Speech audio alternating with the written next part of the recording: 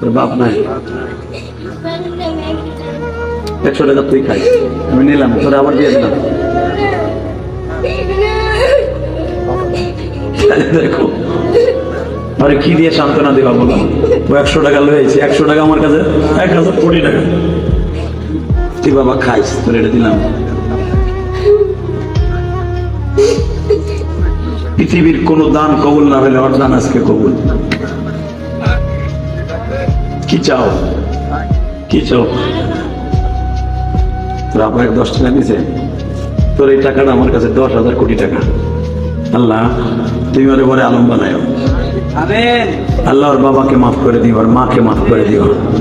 আল্লাহ ওর মনের কষ্ট তুমি বুঝছো, তা না হলে এই 1000 মানুষের সামনে দাঁড়িম করে স্টেজে পড়ে গেছে, দাঁড়িম করে পড়ে গেছে।